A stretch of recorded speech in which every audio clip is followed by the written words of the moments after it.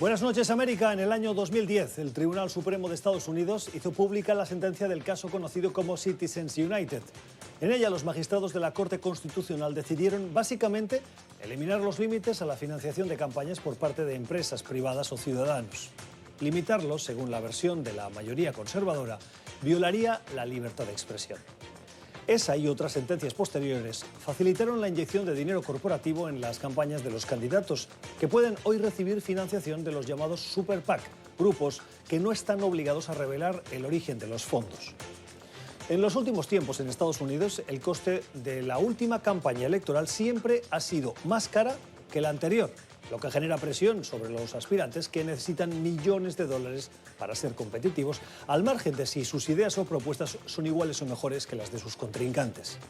En el próximo Super Bowl, o Supertazón, que es uno de los eventos más vistos en la televisión estadounidense, solo dos candidatos han anunciado que emitirán un anuncio: el aspirante a la nominación demócrata, Michael Bloomberg, y el presidente Donald Trump, ambos millonarios. La campaña de Bloomberg no ha revelado el coste del comercial, que según los expertos podría ascender a 10 millones de dólares. El exalcalde de Nueva York tiene una fortuna que se estima en 54.000 millones de dólares y Trump, según Forbes, unos 3.000 millones. Sin duda, tener dinero no es garantía de éxito electoral, pero cada vez más es una precondición para que una candidatura sea viable. Parece que en Estados Unidos solo quien tiene dinero puede ser presidente. Son las 7 en Ciudad de México, las 8 en la costa este de Estados Unidos, Bogotá y Quito, y las 10 en Montevideo, Buenos Aires y Santiago. Y esto es Cuestión de Poder. Bienvenidos. Hoy en el programa, Estados Unidos habría puesto en funcionamiento plan para enviar a solicitantes de asilo mexicanos a Guatemala. Cámara Baja, liderada por Nancy Pelosi, busca limitar poderes militares a Trump en medio de la crisis con Irán.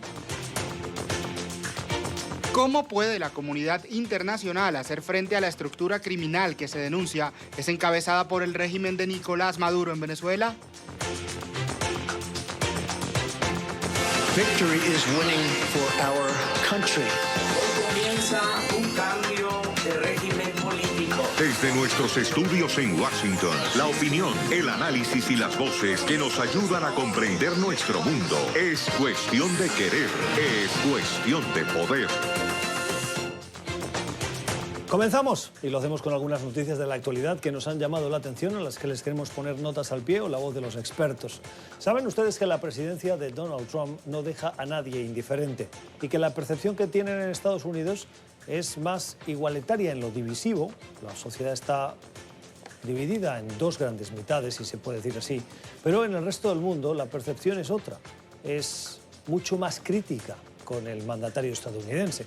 Una reciente encuesta que acaba de publicar el prestigioso e independiente Centro de Estudio de Análisis Pew en Washington, la sede la tiene en Washington, el trabajo lo ha hecho en 33 países del mundo, recoge la opinión que tienen los ciudadanos del planeta sobre Estados Unidos y el mandatario estadounidense, Donald Trump.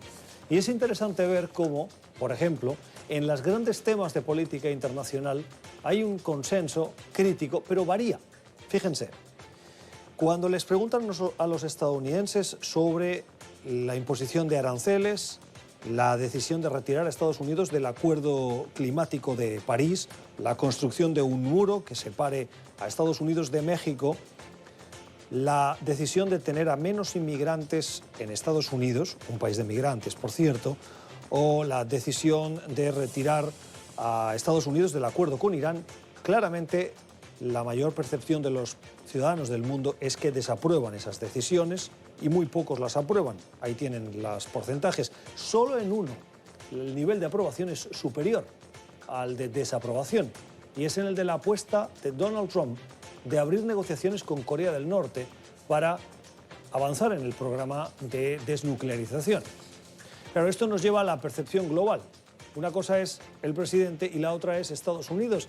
Estas políticas de Donald Trump afectan a la percepción que tiene el planeta de Estados Unidos, que normalmente, particularmente en América Latina y en países de Europa, en el mundo desarrollado, sí se tiene como positiva. Miren lo que dice la encuesta. La confianza que se tiene en Donald Trump sigue siendo muy baja, de poca confiabilidad, el 64%, de confianza, 3 de cada 10. Pero la visión de Estados Unidos sigue siendo positiva. Es decir, que el mundo sigue creyendo que Estados Unidos es mucho más confiable y admirable que la presidencia actual. O dicho en otras palabras, que confían que Estados Unidos superará la presidencia de Donald Trump. Y ya que hablábamos de noticias gráficas, unos datos muy llamativos. ¿Saben ustedes estas patinetas o patinetes, en función de cómo lo pronuncien ustedes o cómo lo digan ustedes, o los scooters en inglés, que se están popularizando ahora en algunos países de América Latina y que ya son comunes en muchas ciudades en Estados Unidos y también en Europa? En mi último viaje a España, por ejemplo, ya las vi en algunas de las principales ciudades del país. También están ahora, por ejemplo, en capitales latinoamericanas y crece. Parece que es un negocio muy rentable para las empresas que las están distribuyendo, pero parece que es un deporte de alto riesgo. Un estudio que acaba de publicarse en la revista JAMA Surgery y que responde a los datos de una investigación de la Universidad de California, San Francisco, pone diversos elementos sobre la mesa, pero hemos escogido solo 2 datos para que vean que cuando se dispongan ustedes a optar por ese medio de transporte, lo tienen que hacer con cuidado. El primero, el estudio dice que entre el año 2014 y el 2018, es decir, en un periodo de 4 años, que es cuando se comenzó a popularizar el uso de este transporte en ciudades estadounidenses, 40.000 huesos se rompieron por culpa de estos medios de transporte, de estas patinetas. Lesiones en la cabeza, cortes, contusiones, fueron tratados en muchas salas de emergencia de hospitales. Otros simplemente se desconocían porque no fueron reportados a centros sanitarios. El índice o la tasa de lesiones de este tipo de transportes en la población de Estados Unidos aumentó en ese mismo periodo de 6 por cada 100.000 habitantes a 19 por cada 100.000 habitantes. Casi 3 veces más. Lo dicho, si opta por una de esas patinetas, hágalo con cuidado. Otras cuestiones de la actualidad. Hoy en Washington, aquí en la capital estadounidense, se ha llevado a cabo un evento para no olvidar una grave situación medioambiental que se está produciendo en Venezuela. El Centro de Pensamiento Atlantic Council ha llevado a cabo un panel de expertos, ha invitado a una serie de expertos, que por cierto ese evento contaba con el apoyo de NTN24 como medio aliado. El evento llevaba por título Los orígenes de las actividades ilícitas de Nicolás Maduro, que viene después de las recientes elecciones de este 5 de enero.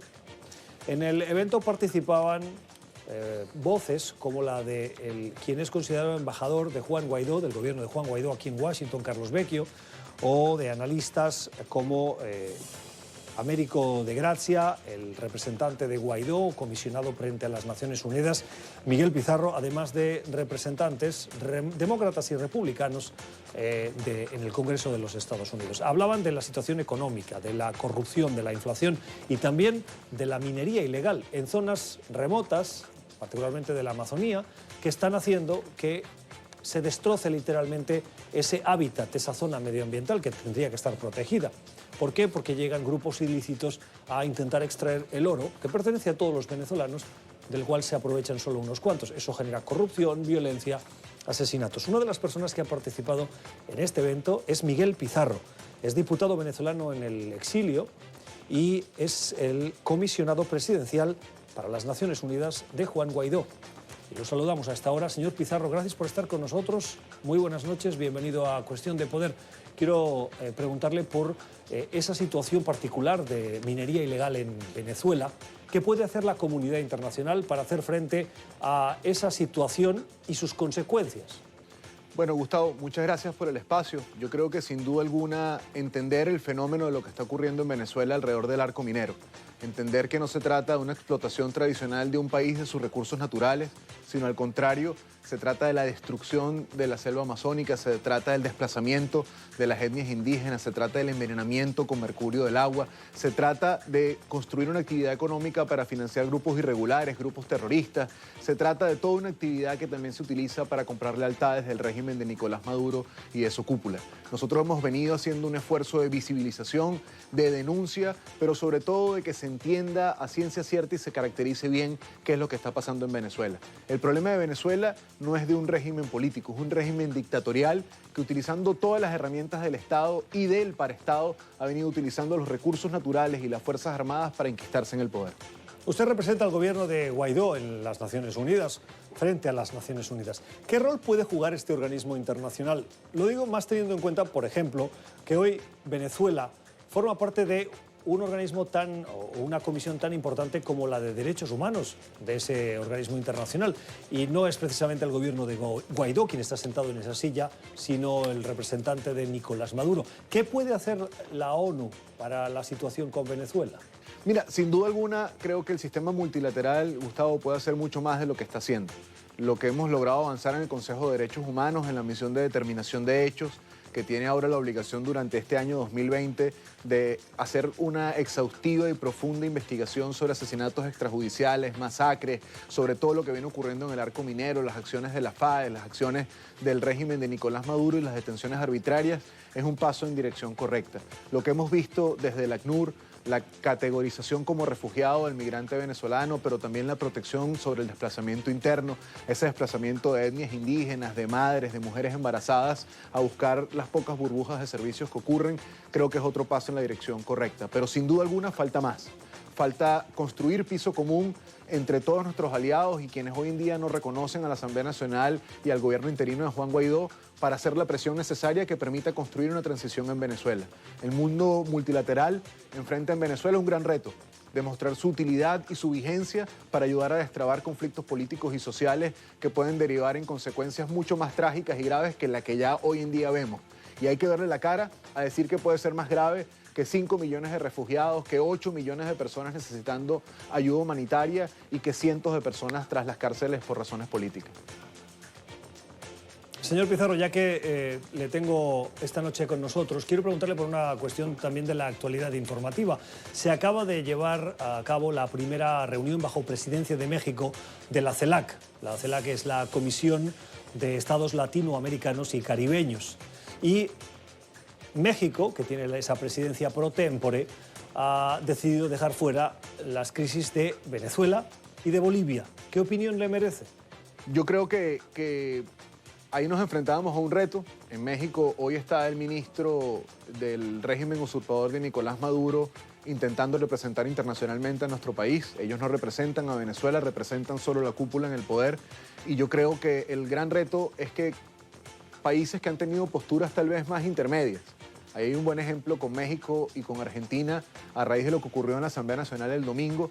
El reto es poder también con ellos hablar y convertirlos en socios útiles y operativos de esta causa, que permite que los venezolanos recuperemos la capacidad de decidir el futuro y que toda esta turbulencia política, toda esta emergencia humanitaria pueda cerrar de una forma pacífica y democrática. Es la opinión de Miguel Pizarro, que es diputado venezolano en el exilio y es el comisionado frente a las Naciones Unidas del considerado presidente encargado de Venezuela, Juan Guaidó. Señor Pizarro, gracias. Feliz noche. Muchas gracias a ti, Gustavo. Y en nuestra noticia en positivo, hoy nos vamos a buscar el ejemplo de Jessica Ben-Sakin. La señora Ben-Sakin tiene 46 años, es madre soltera, divorciada, tiene 2 hijos y en su adolescencia, la verdad, no lo pasó demasiado bien. A los 12 años fue abandonada por su madre y acabó en un centro de acogida del gobierno de Estados Unidos, donde estuvo recluida desde los 12 hasta los 18 años, cuando pudo comenzar su propia vida. A sus 46 años ha decidido volver a adoptar, pero lo ha hecho y descubrió en ese proceso que quería adoptar a un niño que formaba parte de un grupo que tenía otros 5 hermanos. Y lo que ha decidido, para no separarlos, es adoptarlos a los 6, que van a ir a convivir a la residencia, a la casa en la que hoy viven los 2 hijos del anterior matrimonio de la señora Ben-Saki. Por lo tanto, esos hermanos de entre 4 y 18 años van a entrar a un nuevo hogar y la señora Ben-Saki se va a hacer cargo de ellos. El esfuerzo es encomiable. Ya regresamos. Tiempo para el análisis en cuestión de poder, para fijarnos en la política migratoria que afecta estos días a Guatemala, a Honduras, a El Salvador, a México, y que tiene su origen, la fuente de esa afectación, en la política de Estados Unidos.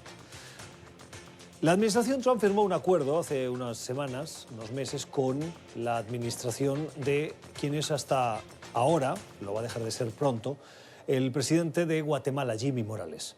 Mediante ese acuerdo, acuerdos similares se firmaron también con El Salvador y con Honduras, ahora hablaremos de ello, pero mediante ese acuerdo con Guatemala, la administración estadounidense puede tomar a los solicitantes de asilo que lleguen a su frontera, empacarlos, ponerlos en un avión y enviarlos a Guatemala. ¿Son guatemaltecos? No necesariamente.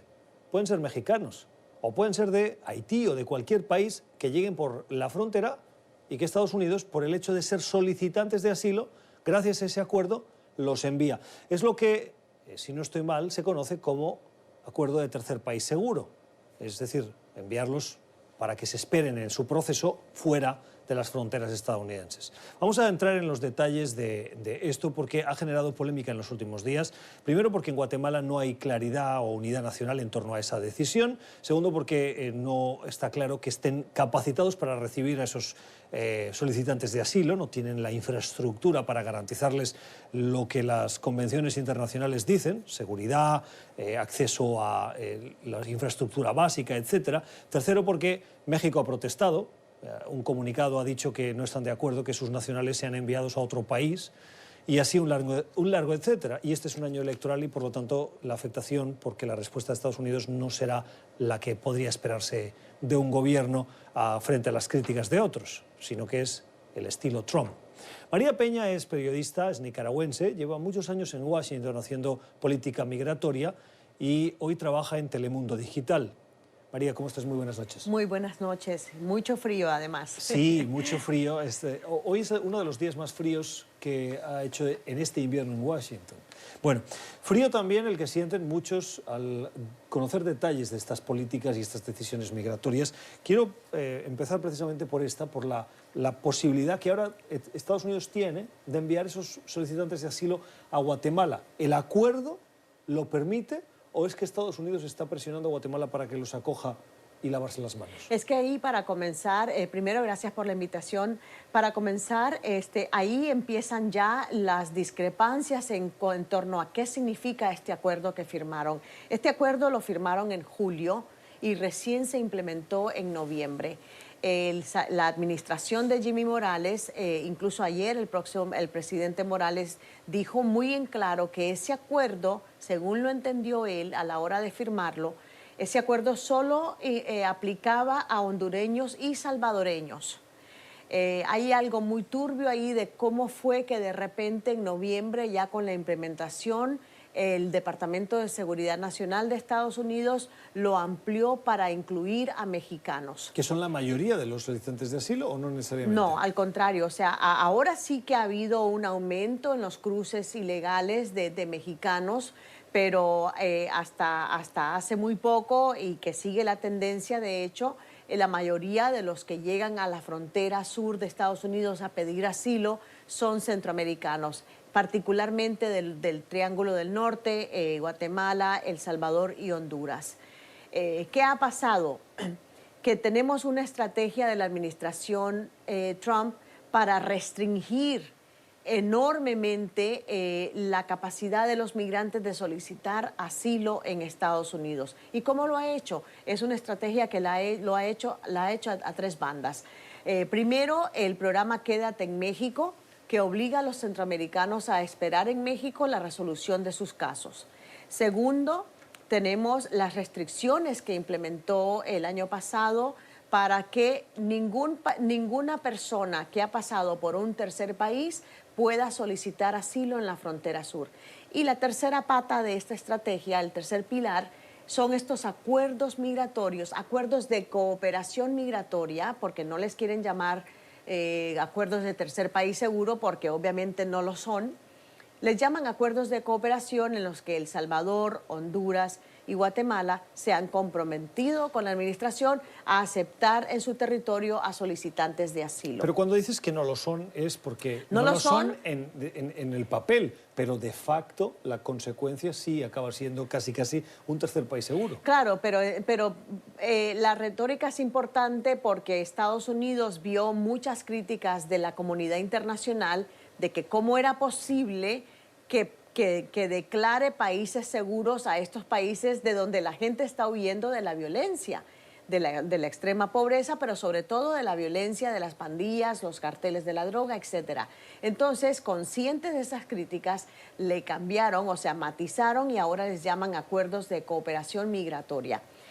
¿Por qué decimos que no son países seguros? Pues porque las mismas estadísticas del Banco Mundial, de Naciones Unidas, demuestran que estos países, si bien han mejorado sus niveles de seguridad, la tasa de homicidios por cada 100.000 habitantes sigue exageradamente alta en esos tres países. Entonces, ahora tenemos esta controversia nueva de que quieren deportar a mexicanos a Guatemala. Ponte tú el caso de una persona que vive en Sinaloa, que va huyendo de la violencia de las pandillas, de los carteles de la droga, y solicita asilo en Texas. Pues no le bastó a la administración deportarlos al interior del país para disuadir la llegada de más migrantes indocumentados a la frontera, sino que ahora, de la noche a la mañana, resulta que los está despachando a Guatemala. En vez de llevarlos a México. De donde son, efectivamente. Tengo estadísticas que dicen que ha deportado a 43 mexicanos de los centenares que ha deportado a Guatemala bajo el acuerdo que firmó con Guatemala. Claro. Aquí hay varias preguntas pendientes. Una, el entrante presidente electo, Alejandro Yamatei, ya dejó en claro que va a revisar ese acuerdo y en particular ese añadido de deportar a mexicanos a Guatemala. Hay muchas interrogantes, el Departamento de Seguridad Nacional no ha sido muy claro, no ha respondido a muchas preguntas, sobre todo la lógica de deportar a Guatemala gente que es de México. María, ¿hay acuerdos similares firmados como este de Guatemala con Honduras y con El Salvador? ¿Esos acuerdos en qué se asemejan o, mejor dicho, en qué se diferencian? ¿O son todos cortados con el mismo patrón y con el mismo objetivo? La idea, el objetivo principal es disuadir la llegada de solicitantes de asilo a la frontera sur. ¿Pero ahora Estados Unidos tiene la posibilidad de enviarlos al país que quiera? Exacto. ¿De los tres? Bueno, lo que no han dejado muy claro, aunque lo insinúan, lo sugieren, de que estos países aceptarían migrantes de cualquier parte del mundo, incluso los llamados extracontinentales que se están colando por Sudamérica a través de la región del Darién y suben a través de Centroamérica hasta México. Sabemos muy bien que hay otro acuerdo que firmó México con Estados Unidos en julio pasado y que amplió, por ejemplo, el programa de Quédate en México del que hablábamos anteriormente, y sobre todo militarizó las fronteras de México. Acabo de venir yo del mes pasado de la frontera con Guatemala. Hay fuerte presencia militar y eso en teoría va a disuadir la llegada de migrantes centroamericanos a territorio mexicano para continuar su rumbo hacia Estados Unidos. O sea que en el fondo el presidente Trump, uno, está consiguiendo lo que quería, que es que lleguen menos migrantes, menos solicitantes de asilo. Y dos, ha construido un muro. No es un muro físico, pero es un muro que es el que ha forzado a que le construya con el sistema de seguridad México, que le hace de parapeto, una barrera de todos los que llegan. Entonces, no hay barrera física, pero sí México está haciendo de policía. Y recordemos que México aceptó bajo presión porque, de lo contrario, afrontaba miles de millones de dólares en aranceles punitivos a sus exportaciones a Estados Unidos. ¿Por qué no lo había hecho antes México? Es de toda lógica que México puede decir, oiga, no puede ser que mi territorio sea camino de paso de otros países que buscan, además, molestar a mi país vecino. Entonces, yo creo que hago la labor. Esa es una queja que ha tenido el presidente Trump, de que México no había hecho suficiente. Hay que recalcar que México siempre ha tenido cooperación con Estados Unidos en materia de seguridad nacional, seguridad regional y los asuntos migratorios. Pero Trump quería más, no le parecía suficiente lo que ya estaba haciendo México. Entonces le aprovechó la coyuntura y le planteó básicamente al gobierno de Andrés López Obrador, mira, aquí o haces más o afrontas aranceles y eso te va a doler en la economía. Del incremento de cada mes 5%. Y ahora, hasta recordemos que López Obrador ya tenía una fuerte oposición de una parte del sector empresarial. Entonces, era pues proteger a ese sector empresarial, evitar los aranceles porque iban a tener enormes consecuencias para su economía y a cambio pues tuvo que tragarse este acuerdo que le ha suscitado muchas críticas a nivel internacional, pero era una cuestión de evitar más fricciones con la administración Trump. Giammattei ha dicho que lo va a revisar. México ya expresa... México protestó, pero... México ha protestado. ¿Esto va a servir de algo? ¿Abre la puerta a que podamos esperar una respuesta, un cambio en el comportamiento de Estados Unidos? Bueno, el Departamento de Seguridad Nacional todavía no ha respondido a si va a modificar este acuerdo a raíz de la protesta de México. Estaba leyendo esta mañana que hay fuentes que aseguran que sí, que va a suspender ese plan de deportar a mexicanos a Guatemala, pero oficialmente el Departamento de Seguridad Nacional no ha dicho nada al respecto. Obviamente es otra fricción adicional que hay entre México y Estados Unidos. Está por verse si en realidad van a tener que modificarlo con la llegada ya de Giammattei al poder en este mes. Lo cierto es que, lo curioso es que la administración Trump ya está elogiando a México por todo lo que ha hecho para reducir drásticamente los cruces ilegales en la frontera sur. Está por verse si esto van a llegar a alguna especie de negociación o de acuerdo para frenar este otro plan, porque a todas luces es un absurdo que deporten a alguien a un país que no es el suyo. Ya que hablamos de inmigración, antes de terminar hay una noticia de las últimas horas y es que el quinto circuito de apelaciones de Estados Unidos ha revertido una decisión de una instancia inferior que bloqueó la intención del presidente de utilizar fondos que eran del Departamento de Defensa, del Pentágono, los tomaba para construir el muro en la frontera. Sé que algunos de ustedes pueden decir, pero entonces el muro ya no sigue siendo tan necesario porque México está haciendo su labor, están llegando menos para que el muro... Bueno, Donald Trump lo ha prometido y está empecinado en que quiere hacerlo. Y ahora esa Corte de Apelaciones ha dicho, sí, el presidente sí puede, es el quinto circuito con sede en Nueva Orleans. ¿Es una victoria para Trump? Definitivamente, y de hecho hoy estuvo tuiteando el presidente de que esta es una gran victoria política para él y que el muro se va a completar. La meta es completar, son 750 millas que quiere completar para fin de este año. Obviamente tiene un matiz electoral porque recordemos que él ganó la presidencia en parte con su promesa de construir este muro. Hasta ahora solo se han completado 90 millas aproximadamente de ese nuevo muro, porque recordemos que la otra parte de esta ecuación es que lo que se ha hecho en la frontera es reemplazar barreras ya existentes. Volardos, ¿no? Lo que se llama, sí, que son estas estructuras que permiten a los guardias ver a través de esas estructuras el otro lado. O son vallas que ya estaban ahí, pero no se trataba de un muro de concreto como el que él prometió. Pues bien, el Departamento de Seguridad dice que ha completado aproximadamente 90 millas de barreras donde antes no existían. Sigue siendo una promesa pendiente y de cara a la reelección obviamente es una enorme prioridad para él. Lo curioso con el caso de México es que es prioridad para Estados Unidos y no necesariamente para México, ¿no? Pues para México ahora mismo era resguardar a toda costa su economía, que está tan valiente. Entonces ahí vemos este momento coyuntural que hay de toda la política migratoria, no solo en Estados Unidos, sino en la región. Lo que podemos esperar a lo largo de este año, obviamente, serán más restricciones a la inmigración legal incluso, y la batalla constante de la administración Trump de mantener en pie las restricciones al proceso de asilo. Lógicamente, en la cuestión del muro hay que tener en cuenta que no es tan sencillo. Aunque tuviese el dinero o la plata el presidente, enfrenta retos como, por ejemplo, la orografía. Hay partes de la frontera que son de un río, el río Bravo.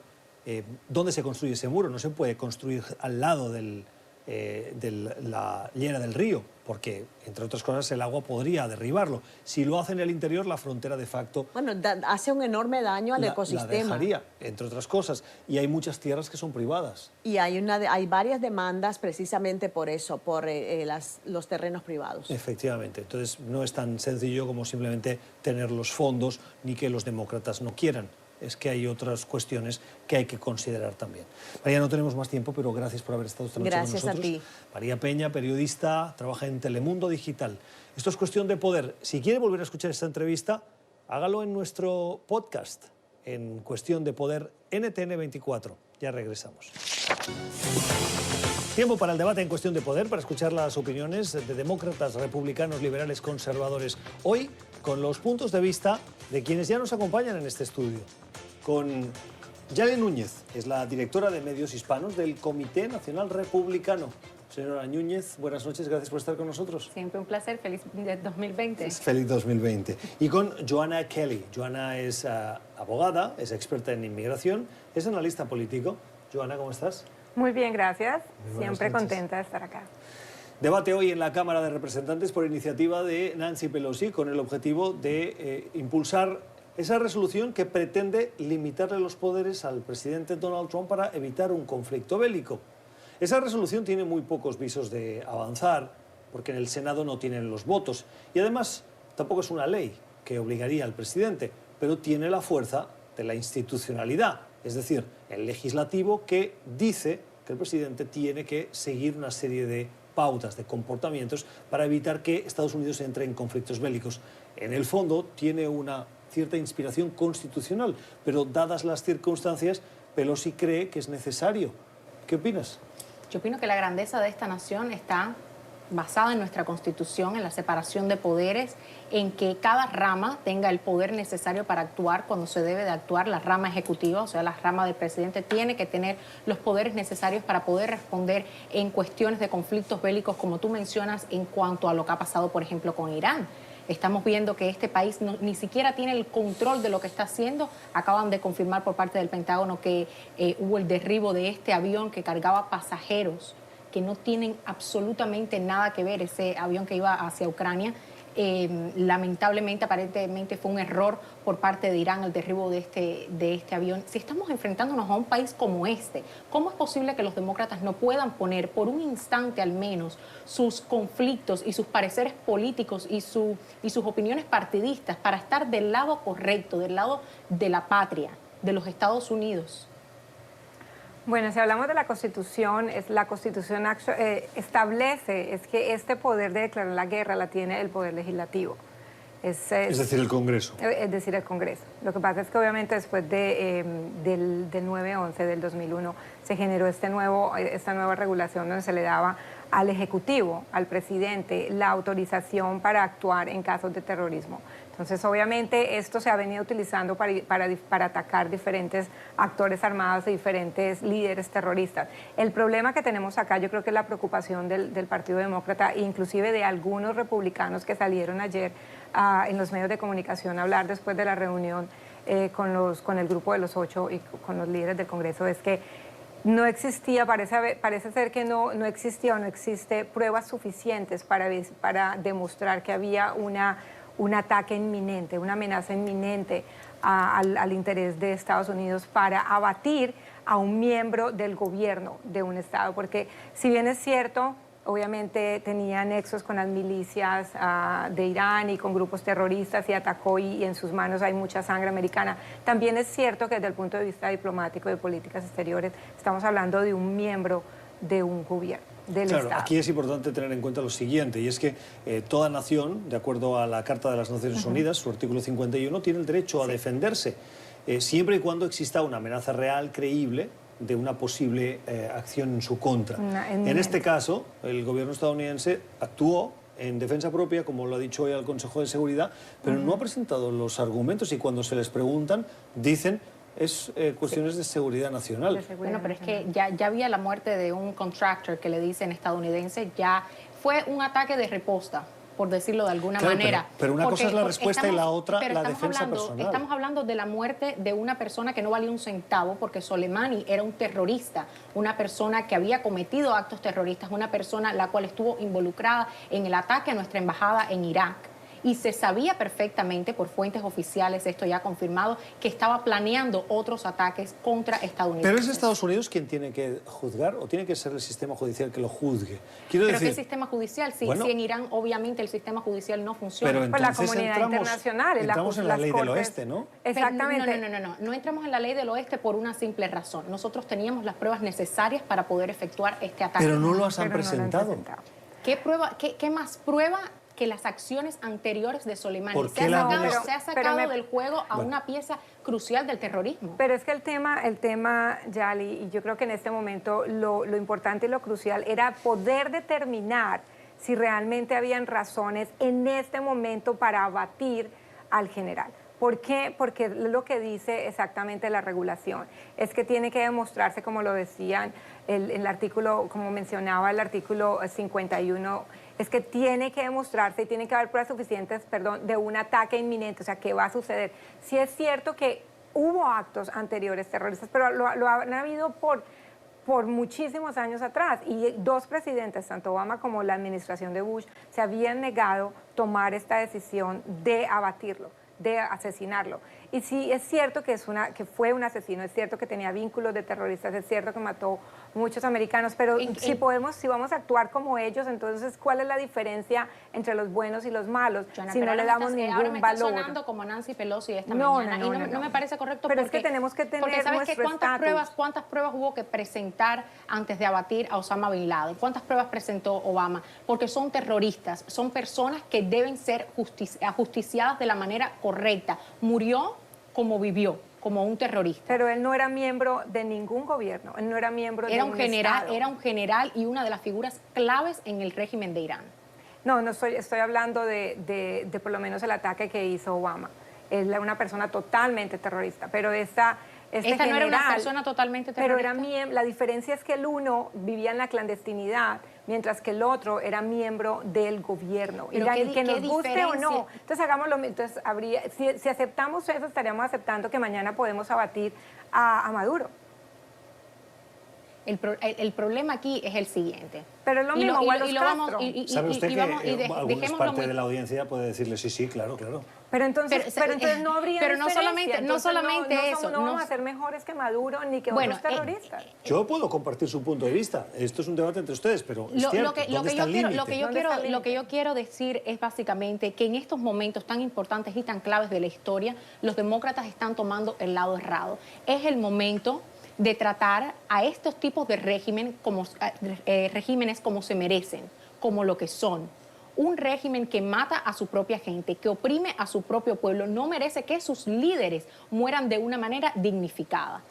¿Y quién decide eso? Eso obviamente, las personas que están en el poder de un régimen democrático como es los Estados Unidos. No somos Dios y no podemos actuar como un Dios. No, pero ellos no son Dios y no pueden estar matando a...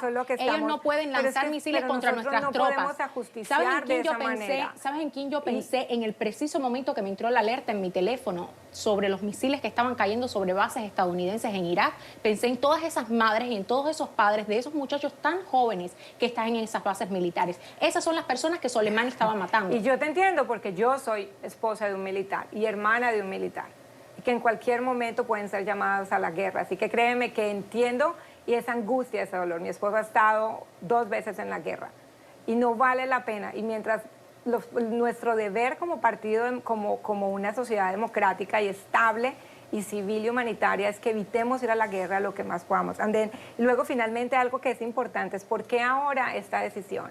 Y siempre se ha dicho que las guerras reeligen o eligen presidentes. Y algo que es importante y traer a colación y examinar es el momento histórico en que esto sucede, en pleno año electoral. Antes de terminar, porque tengo que terminar, les quiero pedir un pronóstico para este 2020.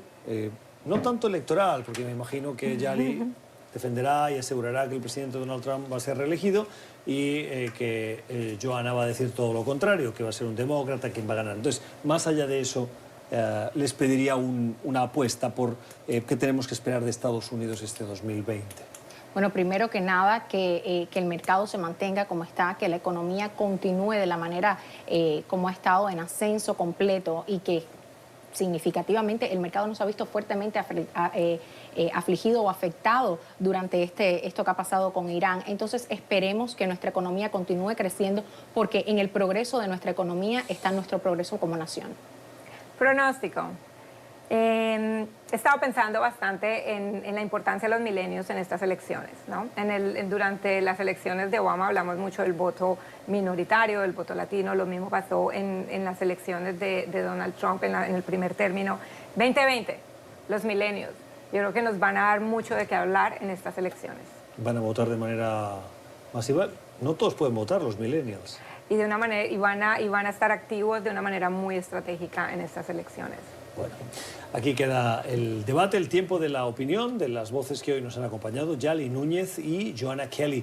El domingo las pueden ver en el programa Batalla Política, un programa que están preparando y que quieren hacer algún avance.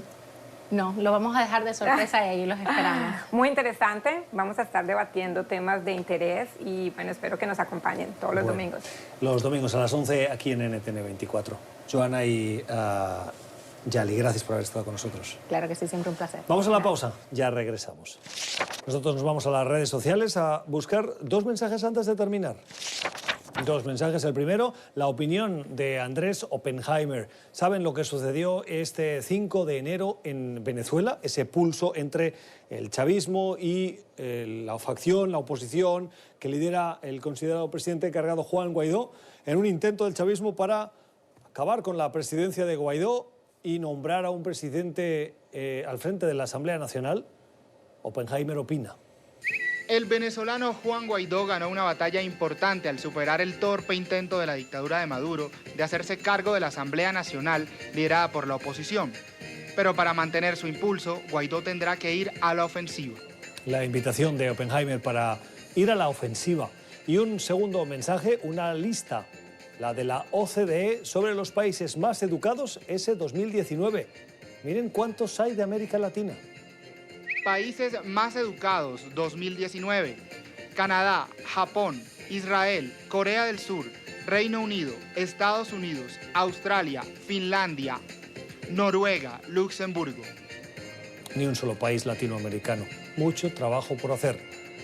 Y tienen que tomar nota el sector privado y también los gobiernos. En 2020 tenemos ya tareas pendientes. Así terminamos. Gracias por la generosidad de su tiempo. Esperemos que hayan aprendido, como lo hemos hecho nosotros, de nuestros invitados. Que tengan una feliz noche.